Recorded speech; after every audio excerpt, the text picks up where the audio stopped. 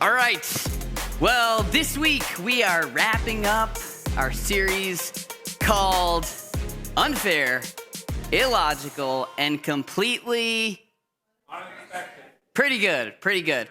And the question that we've been asking, if you haven't been with us, we'll recap real quick. The question that we've been asking is, what do we do when life feels, or the things in life feel unfair, illogical? They don't make sense. And they're completely unexpected. Like, that's kind of been the story for most of us for the past 2 years. And if you've been paying attention to what's going on in culture, there is kind of this feeling like because of all of this, people are worn out. Or we can say they have become bitter, angry, burnt out, and hard. It's been tough.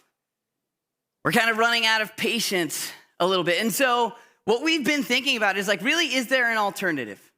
Is there a better way? Maybe you've been feeling yourself starting to get a little bitter, a little angry. Maybe you've been feeling your fuse starting to shorten a little bit. Is there an alternative?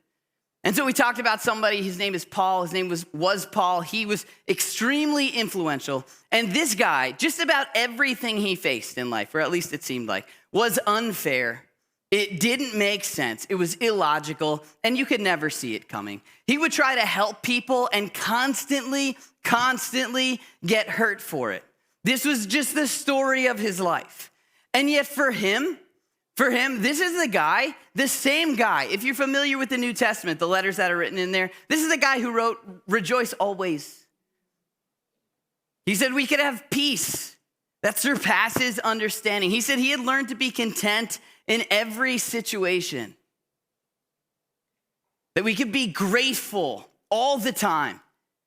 And so I read that, and maybe you read that, and it's like, all right, either this isn't true, this guy has lost his mind, or he has figured something out that maybe hasn't quite clicked for me. So what's going on here, Paul? Now, Paul wrote a lot of these letters to churches, and often he lets us in to like what he's thinking, what's going on in his head. And if you've been with us for the past few weeks, you know he attributes the way he is to one thing. He says, "By the grace of God, I am what I am." And he says, and his grace to me was not without effect.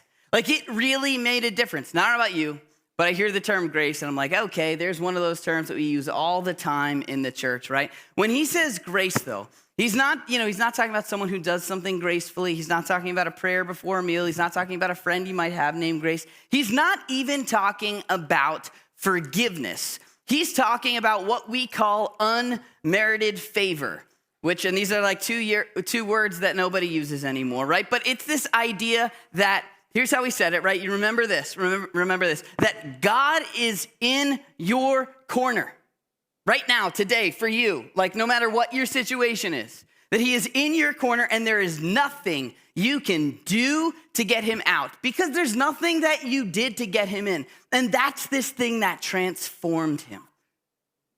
Grace. And so we've been talking about grace for the past few weeks. This week, I want to start out with a little story, all right? So my wife, Allie, and I, we have a 2010 Toyota Prius, all right? And I never thought I was going to be a Prius kind of guy. No offense if you're a Prius kind of guy. But my parents gave us this Prius, and it's been good for us for a little while. It's starting to get old. I really like to take this thing and just push it, like to the max. So last summer, I filled the back of it with broken up concrete because I had nothing else to put it in. And so we just loaded it in that little battery, we rode down the street with it like dragging down, but we made it all the way to the dump and it was great. I've driven down the road with bikes hanging out of it, the trunk wide open. We just really, trying to get as much as we can out of this Prius. But it's getting old now, so a little while ago, my wife Allie and I are like, all right, maybe we need to let the Prius be a Prius and figure out an alternative option for all the stuff we have to move around. And so we got a little 4-cylinder compact pickup truck. And for me, this is a big deal. I've never had a pickup truck before. Very quickly, this thing became like another child of mine, and I just loved it. So this is like November, right? Not very long ago. So I pretty quickly have something that I have to move. We're moving a lot of stuff with the church, my house, like things are constantly on the move. And so that we have this big wooden case, right? It's actually, there's one right there. We have some downstairs, big, this tall wide, and I gotta get it in the back. And I'm like, oh goody, now I have an excuse to use my new pickup truck and throw it in the back. And so Tom comes out, we start strapping the thing in, Dakota comes out, we're lifting it and tightening it all perfect, and it's great. And I'm like, just so glowing and thrilled. And I drive home. Now I'm by myself. I drive home, and I got to get it in my garage. And so I back up, and I hear this huge bang. And it wasn't like ooh, what was that bang? It was like I feel like I'm going to throw up, right? Bang. Like something is broken. And so it's still fresh. So I open the door, and immediately I just start talking to God. As soon as I open the door, I'm like, all right, listen, I haven't seen the damage yet. You could just fix it. I'll never see it. We could pretend it didn't happen. Like, I'm negotiating. I don't know how this works, right? So I get to the back, and I look at it, and one of the tie downs that we used to hold this thing in, it got stuck under the tire. And when I backed up, it pulled it tight and sent this massive wooden box straight into the cab of the truck. And there was this huge dent with the paint chipping all around it. And I just sat there in disbelief. There was nothing I could do. So I took pictures. I started sending them to all the men in my life. Allie, my wife, she's like, okay, that's unfortunate, but what? And everyone else is like, oh no, it's horrible. And it was really sad, but I'm looking at it, and the more people look at it, the more I'm realizing because of where it is, it's never going to be the same. And I can cover it up, and actually a guy came and worked on it, and it's fine. I put some vinyl on it, but really, it's never going to be the same. And so here's my question for you. Have you ever been in a situation like that? But one with a little more significance, where you have broken something and it just will never be the same. It cannot be fixed. Maybe it's a relationship thing. Maybe it's a people thing. Maybe it's a life thing. You made a choice. You crossed the line. You did a thing, and there's no reversing it. Yeah, I used to be told if you did something wrong, you could pray and ask God to forgive you, and it's like he forgets it. Forgive and forget, and it's as if it never happened. And that's true. That's true. But you know what? Maybe you've done something and God forgives you, but maybe your best friend still doesn't want to see you. Maybe it just won't be the same because of what happened. Maybe you've done something and forgiveness doesn't fix it. Maybe it doesn't change the fact that you can't see your kids when you want to. Maybe it doesn't change the fact that the relationship is broken. It may not change the fact that now this is on your record. And maybe you've been forgiven, but you're forced to live with the reality of the fact that whatever the thing is, it's just broken and it will never be the same.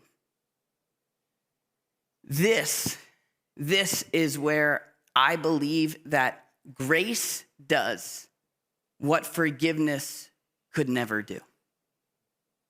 Speak into these situations where something is broken and it will never be the same. And for you, if you're somebody who's new to church or resistant to church, or you don't like the whole idea of this because church brings up these feelings of guilt and shame, inadequacy, my hope is that seeing grace in light of this, in this way, will finally put those thoughts to rest. There's no room for guilt and shame when grace enters the story. And so last week, we talked about Peter, a guy named Peter, regular Peter, fisherman Peter, right? He's fishing because that was a regular job. That's what he's doing. And one day Jesus is on the shore and he's teaching. And Peter's over there just cleaning out his nets because he's been fishing all night. And so Jesus comes over, he's like, hey, can I use your boat so I can teach in it and I can speak from here, create some distance? Let me teach. And Peter's like, okay, fine. He takes a small step. He gives Jesus a very small yes. Then he's done teaching. Jesus turns around, looks at him. You might remember this if you were with us last week. He turns around and looks at him and he's like, okay, let's go fishing again. And Peter's like, I was fishing all night. I caught nothing. But because you say so, he expresses doubt. Because you say so, fine, we'll go. And he goes and he takes one small step at a time. And when he does it, he experiences something miraculous. He catches all these fish, like more fish than his nets can hold. And Jesus, if you're with us, you know Jesus was trying to show him something. He was trying to show him that he was in his corner. And that's when Peter decided, after those little steps, not big leaps of faith, but little steps. That's when Peter decided, like, I'm in. I am following you. I'm with you. You can do that. I want to be with you. And so he starts to follow Jesus. And what happens over the next several years are amazing, right? Jesus starts to mold Peter. You ever make like a clay pot or a plate or something in art class? Yeah, like that's what happens for the next 3 years. And Peter, this uneducated fisherman, all of a sudden, like he starts learning all these things. Jesus starts talking about his dreams, and Peter's feeling over and over again like, wow, Jesus, this guy really in my corner. Jesus has him under his wing. And Peter, the great thing about Peter, he wins big. He also loses big though. And so like he would mess up big time, but then he would take these huge risks and he would do things that nobody else was doing. And all the while he's trying to figure things out, right? And Jesus is just molding him. At one point, Jesus says, we're gonna start something. I'm gonna build something and nothing's gonna be able to stop it. And he tells Peter, you're gonna do it. You're gonna lead this world-changing movement. It's really why the church is here today. It's pretty crazy if you think about it. But Jesus is telling this to Peter. He's like, you're going to change the world. And Peter's growing and he's changing and he's molding him and he's filling out all the cracks and the lumps and the bumps. And he does that for 3 years. And it's pretty amazing. It's pretty amazing what Peter goes through. And then there's this night. It's like the graduation ceremony. We call it the Last Supper. Jesus is like, all right. It's been 3 years. It's time for me to hand off the enterprise. And so finally, it's not just Peter. There are like 12 guys, you know? And well, then there became 11 guys. But Peter is one of those guys, and he's going to be the one that does it. And it's like Jesus has been working, and here we are, like finally, we're ready. We're ready to take over. You've been equipped. I've told you where I want this to go. He's like, the whole world's gonna know you're one of my followers by the way you love one another. And here, finally, you're ready. Like the project is done. You're ready to take the reins. And you know, like Peter's all excited. And at this dinner, it's a huge celebration. It's Passover meal. Jesus says some interesting things they didn't understand. He says some really cool things. But eventually he tells him he's gonna leave, and that's why Peter has to take over. And here's what the conversation looks like. It's a little bit weird. He says, Simon Peter asked him, Lord, where are you going? And Jesus replied, where I'm going, you cannot follow, but you'll follow later. This is like a conversation I have with my son every time I leave my house. Where are you going? And I'm like, you can't go. You come later, right? Then Peter asks, Lord, why can't I follow you now? Also a question my son would ask. He says, I will lay down my life for you. You have to understand, like Peter he's jazzed. He's excited. He's caught the vision. He's on board. He's like, you go, I go. You die, I die. I'm in this with you. And then Jesus, he says, will you really lay down your life for me, Peter? Very truly, I tell you, before the rooster crows, you will disown me 3 times. Disown me.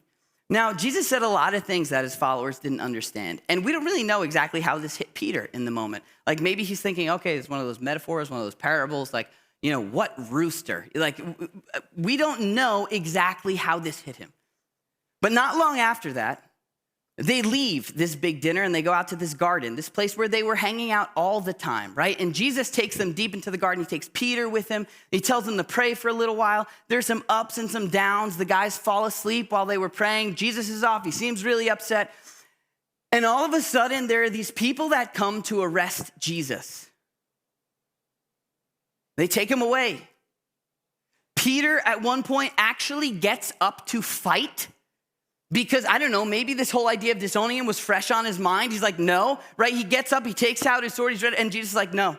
And all of a sudden, there's like this confusion that enters Peter's mind. He's not expecting what was happening. He's confused about what Jesus is telling him. And then he watches this guy who promised to like change the world, to start this world-changing movement. He watches him carried away like a criminal. And they beat him and they mock him. And then Jesus is in front of all the authorities, like the people that can really get you in trouble. He's there, he's being questioned, and Peter he's intimidated. He's looking in from the outside, and someone comes up to him and they're like, hey, you're one of his, aren't you? And right away, Peter goes, I don't know him. And then he's outside. They say he's like by a fire. He's warming his hands. And a girl comes up to him and is like, wait a minute. You're one of his followers. And again, he's the same exact thing. He says, I don't know him. And then someone else comes. Someone else was like, no, I just saw you in the garden. Like you were just there. And Peter denies him again for the third time. Like, you have to understand the magnitude of this. For 3 years, they were side by side. Jesus is walking with him like through all his problems, all his doubts, all his struggles. He's in his corner. He has changed his life. He has built him up to be this man he never thought he would be. And then all of a sudden, the receiver of the grace turns on the giver of the grace. He is supposed to be the one who pioneered this Jesus movement. He was supposed to be the one who was carrying the torch. He had been shaped, he had been molded, he had been taught, he had learned to dream. Like, you know, there are nights where Peter is dreaming about what the future could look like. And then the one guy who's supposed to lead everybody else totally abandons ship. And 3 times he's out of it. And all of a sudden, in an instant, it's like what took 3 years to build, it's broken. It's broken. And it will never be the same. Never. Like, you can try it and put it back together. You can try to put the pieces together, but it's broken. It will always have cracks, and it will never be the same. You have to understand, just hours before this, Peter was like, I'll give my life for you. And a little while later, he's like, I don't even know you. He is looking in the mirror, theoretically, at someone he never thought he'd be. Like, this isn't supposed to be my story. And maybe you can connect with that a little bit. Like, you ever look in the mirror after something and be like, I'm not supposed to be the one who does this. Peter's like, I'm not supposed to be the one who left him out, who hung him out to dry. I'm supposed to be the one who's right there with him. I'm supposed to be the one who's carrying his torch when he's taken away. I'm supposed to be the one who's changing the world. And maybe you've looked at yourself in the mirror and thought, like, no, I'm not supposed to be the one whose marriage didn't make it. I'm not supposed to be the one who's got the record. I never thought I'd be the one who walked out, who flunked, who didn't make it. If you've ever broken something and felt like, this is my life now, this is what I have to deal with, that's what Peter's seeing. This is not supposed to be my story. And he's broken. And it'll never be the same. Never. Never. And so from that point on, that night gets even worse. Peter is watching as Jesus is beaten. He knows he's just abandoned him, and he watches him get like beaten and mocked. He's bleeding, and then he's killed. He has his life taken from him. In the most painful way you could possibly take someone's life. The Romans, they were like experts at the art of human torture. And so they stretch out his arms and they hang him on a cross. So he sits there, he's bleeding, he's suffocating. It's horrible. And Peter watches the whole thing, knowing that he left him. He turned his back on him. He denied him. And so they have a pretty rough couple of days. All the followers of Jesus, they go into hiding because they're like, are we next? And then something happens that like really changes the course of history. Jesus comes back. And it changes everything. Like, the followers of Jesus, they Even though he told them he was going to do this, nobody expected him to. And all of a sudden, things started to make sense. Everything that Jesus said about how he was going to have to die, everything he said about how much God loved the world and what he was going to give for, like, it all just started to fall into place. In other words, the Jesus story, when Jesus came back and met with his followers, the Jesus story, it made sense. But Peter's story was still broken. So it's like Peter's sitting there and he's watching and he's thinking like, okay, wow, he really did do it. He said he was gonna, I don't know why, but he really did. This could have been a really good thing. I really could have done something significant. If I would have stood by him, if I would have believed. But Jesus' story makes sense and Peter's is broken. He's got nothing left but the pieces that he broke. And he'll never be the same. He'll never be the same. And so John, who writes the Gospel of John, he's telling us how this story unfolds. He records the exact words of Peter after Jesus leaves them. Peter says, I'm going out to fish. I'm going out to fish. There is so much significance in those words, and they're so easy to just breeze right over. Do you remember, if you were with us last week, do you remember on the beach what happened with Jesus and Peter? Like, that's where Peter's life was changed. And he left his nets and he followed Jesus. And here, after this denial, even though Jesus came back because of his story, he goes back, gets his nets, and goes back to the life that he thought he left behind. He's like, it's over for me. And so he goes back to the beach. So John tells us, James and John, the other fishermen that Peter used to fish with, they say, we'll go with you. So they go with him as well.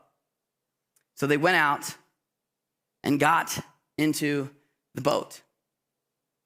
But that night, they caught nothing.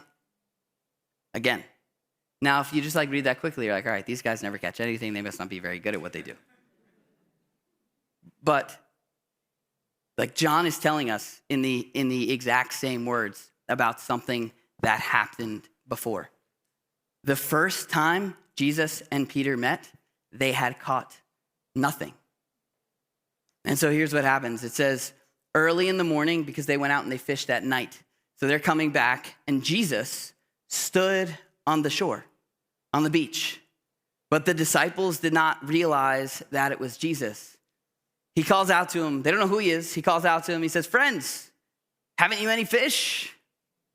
No, they answered. He knew. He was just rubbing it in. No, they answered. He says, throw your net on the right side of the boat and you will find some. And when they did, they were unable, same words we read last week. They were unable to haul in the net because of the large number of fish. You see what's happening here? Like Peter went back to the life that he thought he left behind. And Jesus went and got him in the same exact way. The same exact thing. It's as if he's saying to Peter, I would choose you again. Like, you didn't do anything to get me in your corner. And you didn't do anything to keep me there. We could say that the first time on the beach, Peter learned that God was in his corner. But the second time on the beach, Peter learned that there was nothing he could do to get him out. Or we could say that like the cross, that whole scene with Jesus, that's where like the cross showed Peter how much God loves the world. But the beach showed Peter how much God loves him. It's where it became personal for him, where he understood the way that Jesus, like we were singing before, chases him down. Peter goes back to the beach, and Jesus goes right after him. And maybe, I don't know, maybe if you've been in church for a really long time, like I think this is something we have to remind ourselves on a regular basis. Probably, there was a time where it clicked for you, where like you understood how much God loves you. And maybe like since then you've had your ups and downs. Like I think it's important for you to know that Jesus would look at you today and say, I would choose you again. Like you didn't do anything to get here, and you don't do anything to keep me here. I'm in your corner, and there's nothing you can do to get me out. That's the picture of grace. It's a picture of grace. And then they have a really interesting conversation. It goes like this. Jesus said to Simon Peter, they're back on the shore now. He said to him, Simon, son of John, do you love me more than these? Peter replies, yes, Lord, you know that I love you. Jesus said, feed my lambs. And what he's doing, he's referencing like this metaphor that he made a while ago before this whole thing happened. How Jesus is a shepherd and the people are his sheep. And what he's doing to Peter, he's saying, I want you to go do what we talked about. And then he asks him another question. Interestingly, same question. He says, Simon, son of John, do you love me? And he answered, yes, Lord, you know I love you. He says, well, take care of my sheep. Okay, oh, I just covered that. And then he asks him another question. He says, the third time he said to him, Simon, son of John, do you love me? And it clicks. Peter was hurt because Jesus asked him the third time, do you love me? He said, Lord, you know all things. You know that I love you. You know why it hurt? Because you know what else happened 3 times? There were 3 times when Peter said, I don't know him. And what Jesus is giving Peter the chance to do, not that he had to do this, but he wants Peter to see, it's as if he's giving him the chance to say that he loves him 3 times, in the same way he said he didn't know him 3 times. And I want you to go out there and do what we talked about. And then he says one more thing, and this might sound kind of weird, but he says, feed my sheep. Very truly I tell you, when you were younger, you dressed yourself, and you went where you wanted, but when you are old, you will stretch out your hands, and someone else will dress you and will lead you where you do not want to go. And John tells us what he means. He said Jesus said this to indicate the kind of death by which Peter would glorify God. And then he says, follow me. Now, maybe you hear that and you're like, well, that kind of dampens the mood. You know, like now you're going to be killed. But in that moment, that was the exact thing Peter needed to hear. You remember that conversation they had at dinner where Jesus was like, where I'm going, you can't go. And Peter's like, no, I'm with you. I'm with you. I'll lay down my life for you. What Jesus is saying here to Peter is like, first you're going to feed my sheep. You're going to go out and you're going to do what we talked about. We're going to like do that whole church thing. But then at the end of your life, when you're old, you're gonna have the chance to do what you wish you would have on the night when they took me away. It's this picture of complete restoration. It's the picture of Jesus in his corner, like bringing him back to this place. I have a friend who's a pastor over in Amityville, and he just shared with his church this form of art. It's called Kenzugi. And it's the art of taking broken things and making them beautiful. You see, like this dish was once an unbroken dish, and it will never be that again. But with Kenzugi, they take what's broken, they bring beauty out of it, and it is broken, it's broken, but it's actually better for it. And that's what that's what Jesus does with Peter. Like, yeah, you are broken and you will never be the same. This will always be part of your story, but you're better for it. You're gonna go out, you're gonna do what we talked about, you're gonna feed my people, you're gonna change the world with this movement. And then you're gonna go and you're gonna give your life, and they're gonna tell your story for 2,000 years. And this is gonna be part of it. You don't, like with Kenzugi, they take these broken pieces, they put them back together, and then they line them with gold. That's the idea. This is what it means to follow Jesus. Some of us live like Jesus was on the beach there waiting for Peter to come back, like, let's go, time to pay the piper, and he's gonna drop the hammer. He's gonna beat him up. He doesn't. But he also doesn't pretend that it didn't happen. He takes these broken pieces and he makes something beautiful out of it. This is what it means to be part of the church. We are broken people, but it's in that brokenness that God brings out the beauty. We don't have to pretend that the cracks aren't there. We don't have to hide them. In fact, like, we can highlight them. We can put them on display. And in that, like, it points to the one who puts us back together, to the one who lines those cracks. Some of us like all of us, I think, have brokenness. But some of us feel like maybe God wants us to like present ourselves like these unbroken dishes, and he doesn't. And some of us like feel like we've got to hide our issues, but we don't. And if we're not real about our brokenness, we'll never have the opportunity to see how God wants to lace them with gold. It's interesting, when Jesus tells Peter he's going to deny him back at dinner, he says, you'll deny me 3 times before the rooster crows. He says something very interesting. Let's put that up there. He says right after this, his very next words, and you may not pick up on this because there's a little chapter break in our English Bibles. His very next words are, do not let your hearts be troubled. Like, you don't have to fear what you broke, and you don't have to fear what will break. That's grace. And that's the kind of grace that can give us peace. We don't have to walk around on eggshells, like wondering when God's gonna get us. We can try to follow Jesus and know that when we fall, he'll pick us up. When we go back to the beach, he'll come and get us. He chases us down and fights till we're found. He's persistent. This is the picture of grace. And so my question for you, I'm going to call the band up here. We'll wrap up with this. But my question for you is, what do you do? What do you do with your brokenness? Do you embrace it? Do you try to hide it?